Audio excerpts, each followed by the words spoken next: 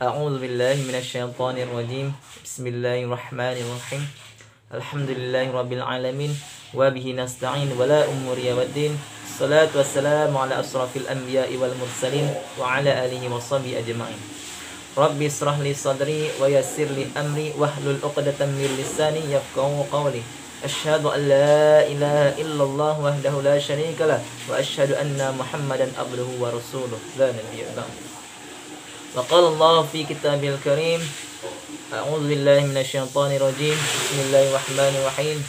Ya ayyuhalladzina amanu kutiba alaikumus syiyam kama kutiba alal ladzina min qablikum la'allakum tattaqun. Shadaqallahul azim.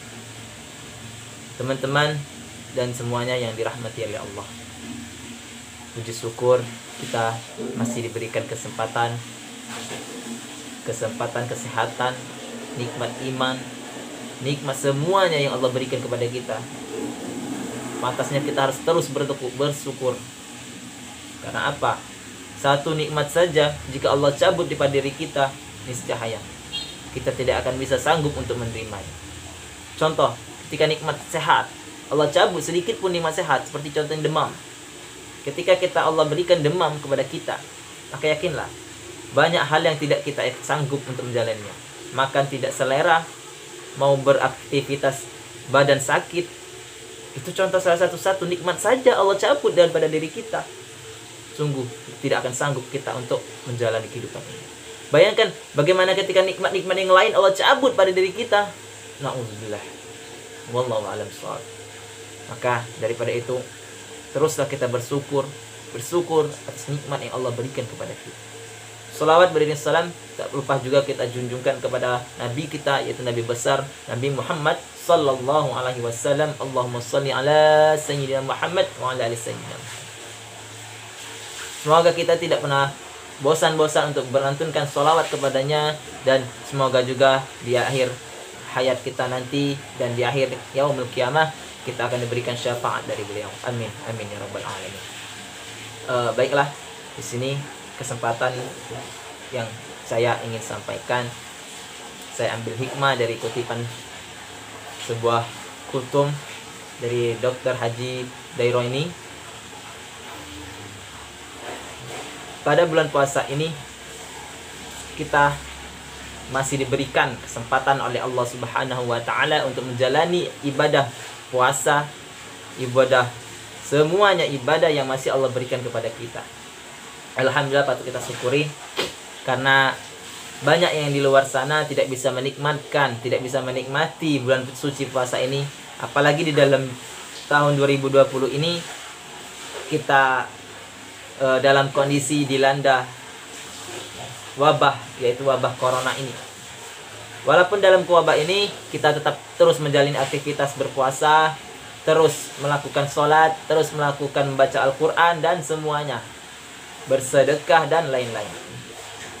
Walaupun dalam wabah ini tidak boleh kita menyerah dan tidak boleh kita tidak mensyukuri atas nikmat yang Allah berikan. Karena apa? Dalam wabah ini kita ambil hikmahnya.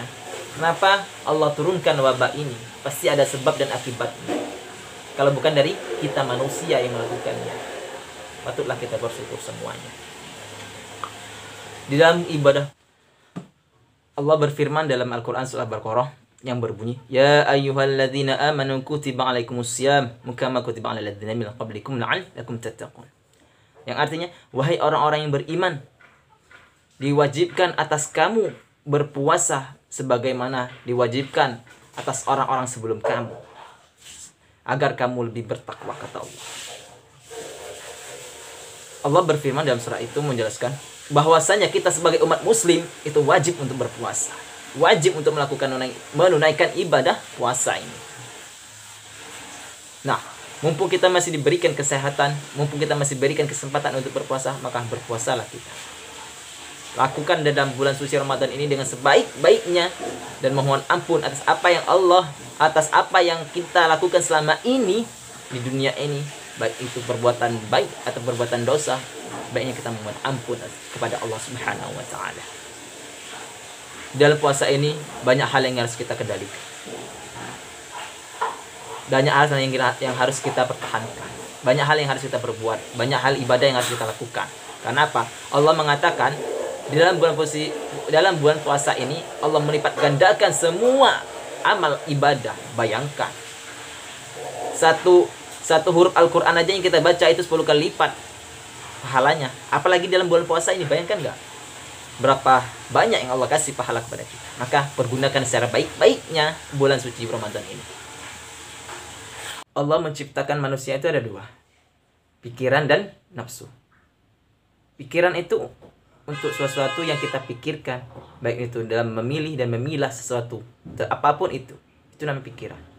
Ketika nafsu itu adalah keinginan, hawa. Nafsu yang semuanya yang kita inginkan. Itu baik nafsu perut, nafsu pikiran, nafsu semuanya.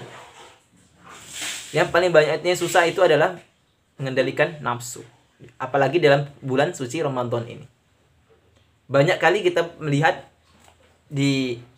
baik di sosial media, baik secara langsung, itu banyak sekali orang memposting tentang makanan. Nah, itu sudah memancing hawa nafsu kita. Memancing keinginan kita.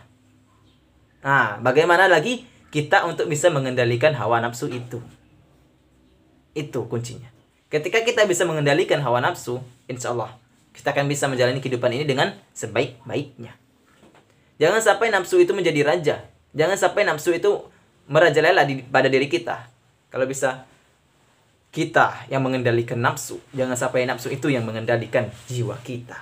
Maka dalam bulan suci Ramadan ini, marilah kita mengendalikan nafsu secara sebaik-baiknya dan bisa menjaga kehormatan kita semua, baik wanita, baik laki-laki, menjaga pandangan, menjaga lisan, menjaga semuanya, menjaga apapun itu dalam bulan suci Ramadan ini kita bisa lakukan secara sebaik-baiknya. Baiklah, mungkin itu saja yang dapat saya pikirkan, yang dapat saya sampaikan. Lebih dan kurang saya mohon maaf. Wabillahi taufiq wal hidayah. Wassalamualaikum warahmatullahi wabarakatuh.